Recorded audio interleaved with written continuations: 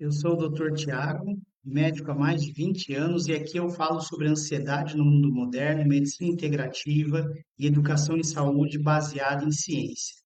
Hoje eu estou aqui para falar com vocês sobre um artigo científico que foi publicado no dia 9 de janeiro na revista JAMA, que é um jornal americano de medicina, da Associação Médica Americana de Medicina, que o título é o seguinte: Milhões recorrem a chatbots de inteligência artificial para apoio em saúde mental. Então, um resumo desse artigo, que é bem interessante, publicado, a autora do artigo é a Rita Rubin, de Massachusetts. Ela fala o seguinte, que à medida em que a inteligência artificial regenerativa avança, a inteligência artificial generativa, que é o famoso chat GPT ou Gemini do Google, à medida que ela avança, que ela se expande, a gente percebe que, e os estudos vêm mostrando isso, né, que as pessoas acabam transformando esta ferramenta, que antes era utilizada para trabalhos escolares, redação de e-mails, o uso era diferente, ela tem se transformado para que seja um provedor de cuidados em saúde mental. O que que significa isso? É como se ele servisse como uma terapia de conversa. Eles chamam de terapia conversacional. Isso nos Estados Unidos. E justamente porque muitas pessoas não têm acesso a um profissional de saúde mental, um processo de saúde mental, um profissional de saúde mental humano.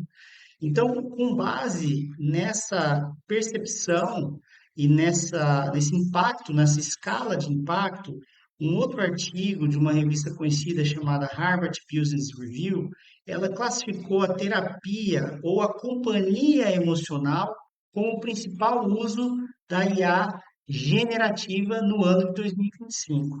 E aqui os pesquisadores eles entrevistaram adultos norte-americanos com alguma condição de saúde mental que estavam em curso no último ano. E aí, o que que eles perceberam?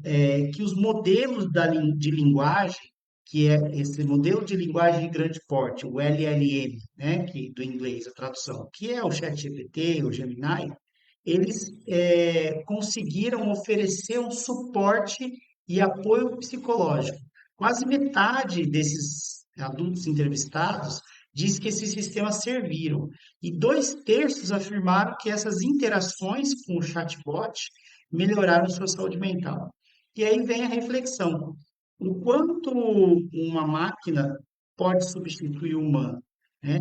A gente teve um outro estudo também trazido por essa autora, que foi publicado na revista JAMA Network Open, com jovens de 12 a 21 anos. E 13% representa mais ou menos 5 milhões de jovens nos Estados Unidos.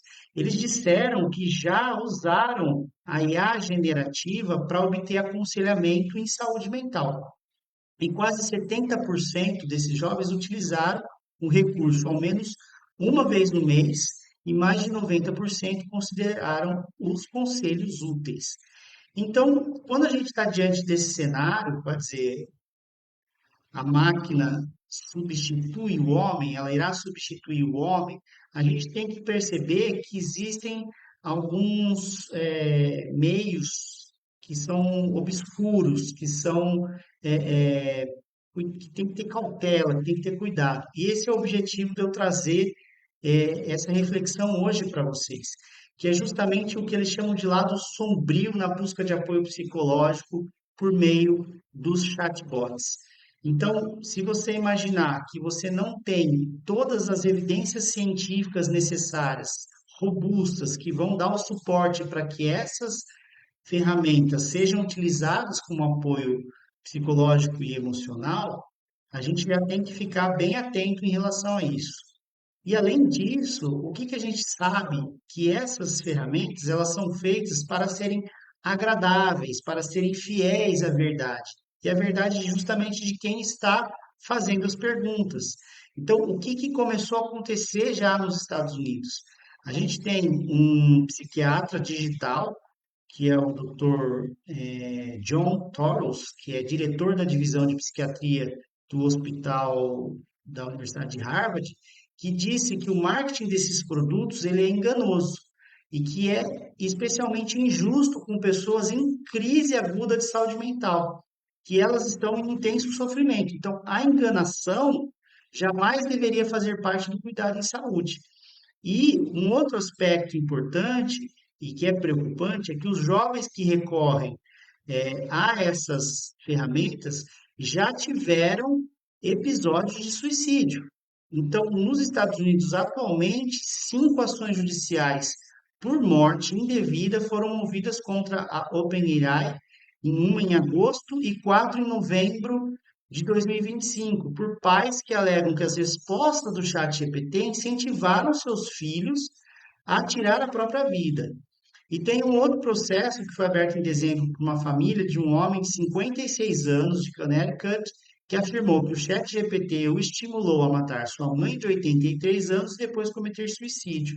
Então, essa questão do que é regulamentado, do que é licenciado, para que a gente usa as ferramentas, é algo que é muito válido da gente discutir, da gente debater.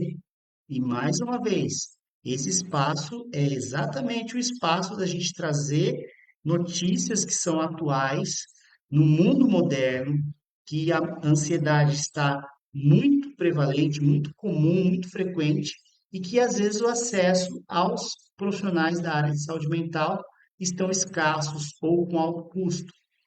Então, imagina o número de processos judiciais que podem aumentar e os riscos do uso dessa inteligência artificial na área de saúde mental. Então, a gente tem alguns estados americanos, norte-americanos, já limitando o uso dessas ferramentas com legislações específicas. Porém, a gente sabe que existe uma disputa muito forte, porque esses provedores de inteligência artificial chegaram a fazer parte, inclusive, do próprio governo nos Estados Unidos. Então, existe uma disputa que ela é política, ela é de poder, ela é econômica.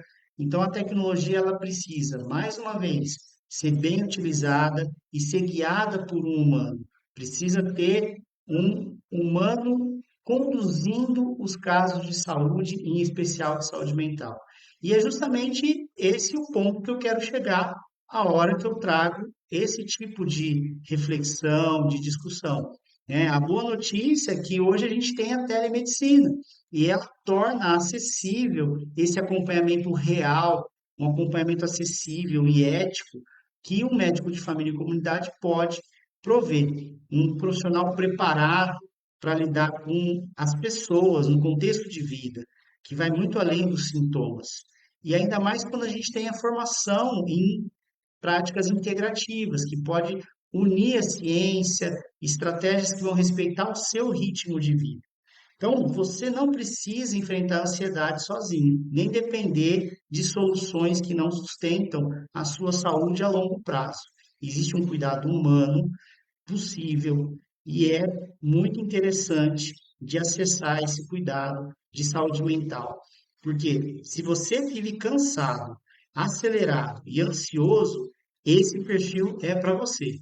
Eu sou o Dr. Tiago Gomes e falo sobre tratar a ansiedade com base em ciência e medicina integrativa. Já segue para receber mais conteúdos como esse.